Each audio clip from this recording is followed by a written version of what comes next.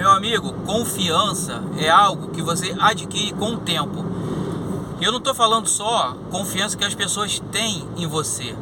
Eu estou falando de você ter confiança em você mesmo.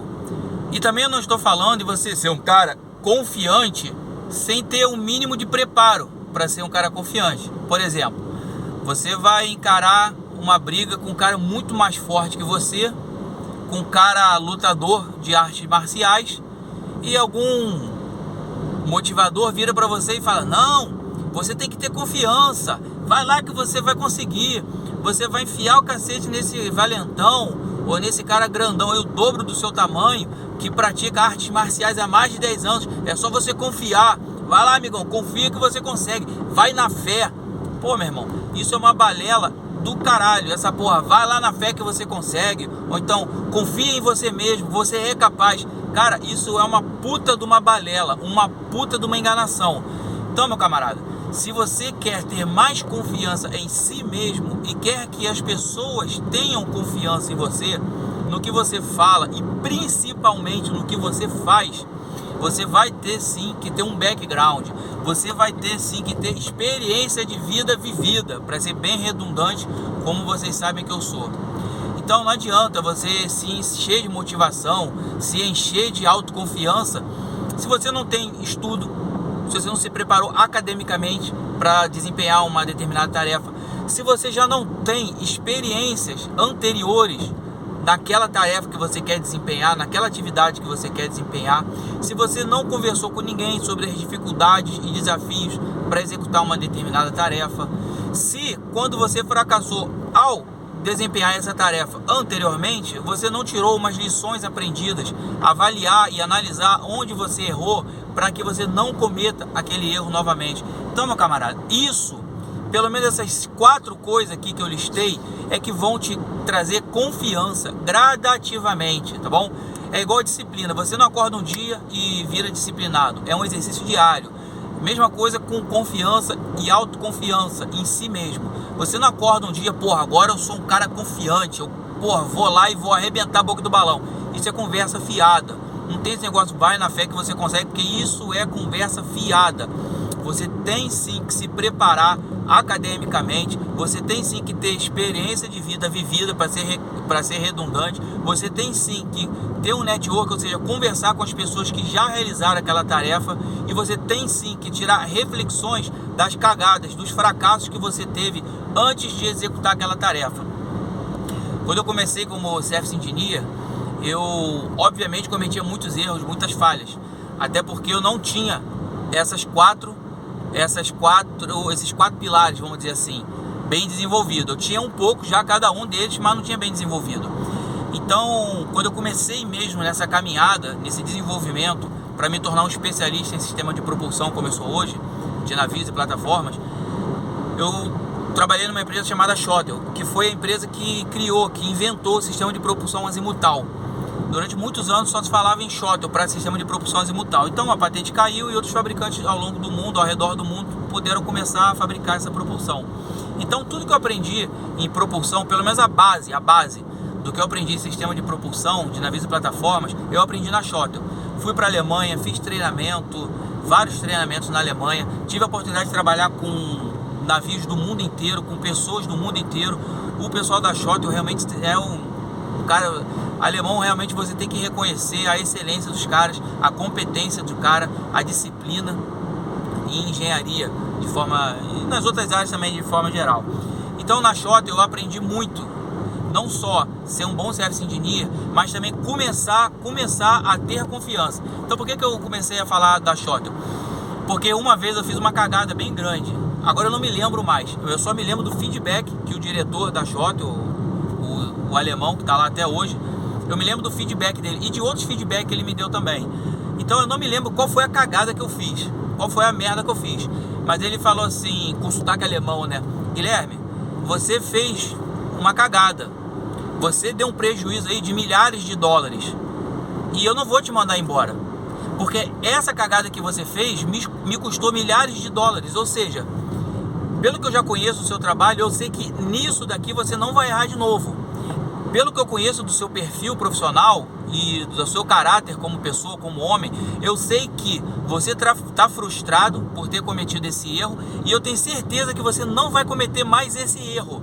E aqui é possível sim que você cometa outros erros, mas esse erro não. Então, por que eu mandaria um profissional como você, altamente qualificado, embora logo depois de ter me dado prejuízo? Porque esse prejuízo, ou seja, esse treinamento que eu te dei, custou milhares de dólares para mim. Agora que você aprendeu a lição, porque eu te conheço, eu já sei como é que você trabalha, por que eu vou te mandar embora? Logo agora que eu acabei de te ensinar, gastar milhares de dólares para te ensinar uma determinada coisa. Não, eu quero agora ainda mais que você fique comigo e que não cometa mais esses erros, esse tipo de erro e algum tipo de outro erro que seja parecido com isso. E aí ele continuou: se você fosse um cara que cometeu esse erro por negligência, eu não teria dúvida que eu já teria te mandado embora antes. Se você fosse um cara que cometeu esse erro por incompetência, eu não tenho dúvida que eu já teria te mandado embora antes. Ou seja, eu cometi um erro sim por estar fazendo e por estar tentando acertar.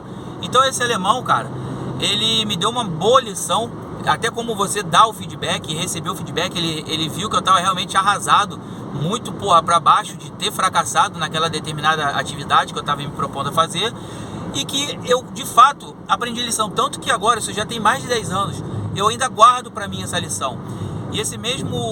E o que me deixou mais confiante para desempenhar outras atividades mais difíceis, mais complexas, porque eu tinha acabado de ter uma experiência de fracasso, mas que foi convertida em aprendizado, e muito bom. E aí eu fui de novo para a Alemanha, fiz mais treinamento, conversei com outras pessoas, estudei mais a fundo os manuais e fiquei cada vez mais confiante baseado num background, num apoio que eu tive. Numa outra situação também, no início, eu tive que ir lá para o meio da Amazônia dar o treinamento para piloto de rebocador. A Shota era muito forte em rebocadores e eu tinha que ir lá no meio da Amazônia, numa base da Vale do Rio Doce, para dar treinamento para os comandantes, para os capitães de rebocadores. Eu ia com um holandês que operava no maior porto do mundo, se eu não me engano é o porto de Roterdã. E porra, o meu inglês na época não era tão bom, eu não tinha tanta confiança no meu inglês para ser um tradutor de um capitão holandês. Mas o cara deu um show. Ele sabia que o meu inglês não era muito bom e ele sabia que o pessoal, os comandantes, os capitães desses rebocadores lá da Vale do Rio Doce, no meio do Rio Amazonas, era no Rio Negro. Pô, eu cheguei lá na base da Vale com um avião turbo-hélice, uma aventura do caralho. E eu fui dar treinamento, entre aspas, eu fui falar da parte de propulsão e tudo mais pro pessoal. Por que teve esse treinamento? Porque havia acabado de ter um acidente com um rebocador que entrou debaixo de um navio. Felizmente não morreu ninguém, mas o rebocador, foi perda total no rebocador. Então a Vale do Rio Doce, como muitas empresas grandes fazem, um treinamento para fazer uma reciclagem, uma abrangência geral. Na CBO também é assim, na Subsea, outras empresas também são assim. Então um dos planos de ação para resolver esse problema desse acidente que teve, que o rebocador entrou para debaixo do navio, era dar um treinamento com um piloto que fosse reconhecido a nível mundial. E esse camarada, esse holandês, que opera no porto de Roterdã, que é um dos maiores portos do mundo, ele foi lá, cara, com a maior humildade. Cara, a gente eu babava com o que o cara fazia com o rebocador. Eu chego a ficar arrepiado, cara. O que aquele cara fazia com o rebocador era uma coisa incrível, incrível. Ele pilotava o rebocador como se fosse um kart de Fórmula 1, um carrinho de controle remoto.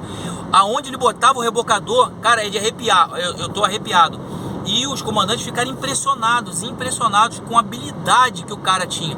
Então o cara virou um ídolo para todo mundo ali. E ele falava aquele inglês holandês, entendeu? E mas cara, a linguagem do corpo é o que manda. E ele aprendeu ali rapidinho meia dúzia das palavras, rapidinho já aprendeu a falar as besteiras, rapidinho já aprendeu o apelido de cada comandante. Eram 5 ou 6 comandantes que tinham ali, piloto, né, de rebocador. E aí nós passamos acho que 3 ou 4 dias maravilhosos lá no meio do Rio Amazonas, no Rio Negro. E o meu chefe, meu diretor alemão, naquela situação ele me falou a mesma coisa, naquele sotaque alemão. Ele falou assim: Guilherme, ser mais fácil que você pensar. Ou seja, eu não estava confiante para ir. Eu falei para ele: olha só, cara, eu não tenho como ir lá dar treinamento para esses camaradas. Eu não falo inglês, eu não sei pilotar um rebocador, eu sei como é que funciona o sistema de propulsão, as manobras, mas eu nunca pilotei um rebocador, eu não sei como é que funciona. Aí ele fala assim: Guilherme, ser mais fácil que você pensar. Aí, porque ele sabia que eu sempre me cobrava muito, eu sempre exigia muito de mim, de quem trabalhava comigo. Então eu achava que pelo meu inglês não ser tão bom, eu não ia dar conta. E ele sabia que eu ia dar conta sim. Afinal de contas, eu já tinha viajado para todo canto do mundo, já trabalhava com os caras de todas as partes do mundo, e meu inglês era mais do que o suficiente para conseguir desenrolar. Então eu não estava confiante, mas o meu chefe, o meu diretor alemão, de novo, esse mesmo camarada da Schottl, cara, ele falou assim, ele me deu confiança, mas ele já conhecia o meu background e me deixou confiante para fazer a tarefa. E nós passamos 4 dias, fomos elogiados, depois ele me elogiou, cara, foi maravilhoso, todo mundo, mas é claro que o astro mesmo era o comandante, que veio lá da Holanda para passar 4 dias no meio do Rio Amazonas, dando treinamento para os pilotos. Então, o que eu quero dizer é o seguinte, depois daquilo, eu fiquei sim mais confiante. Claro que eu fiquei mais confiante. Afinal de contas, porra, eu tinha a partir dali eu tive uma puta de uma experiência, porque eu participei do treinamento também. Então foi muito bom. E ali eu fiquei mais confiante, eu peguei mais confiança ainda do meu diretor, ele passou a confiar mais em mim, porque ele sabia, olha, porra, Guilherme tá indo lá, mesmo com medo, ele tá indo. Mesmo com medo, ele tá indo. Vai mesmo com medo. Faz mesmo com medo. E depois você vai, baseado na sua inteligência, na sua competência, tirar as lições do que você fez ali, mesmo com medo. Novamente, quando eu estava fazendo uma docagem eu vou gravar outro vídeo, que esse vídeo agora aqui ficou muito grande, mas vai continuar logo na sequência, que eu vou continuar falando sobre confiança, tá bom? Bom, eu sou Guilherme Campos. Se você curte aí os vídeos que eu faço, as experiências que eu troco com vocês, eu peço que você se inscreva se estiver vendo no YouTube esse vídeo, ou se você está vendo no Instagram também, passa a seguir aqui o meu perfil, dá um like aí que isso ajuda a relevância do vídeo, e dúvida logo abaixo na seção de comentários. Muito obrigado e até o próximo vídeo, que eu vou começar a gravar na sequência desse, que esse aqui já deu 12 minutos, eu vou gravar outro agora na sequência desse. Forte abraço!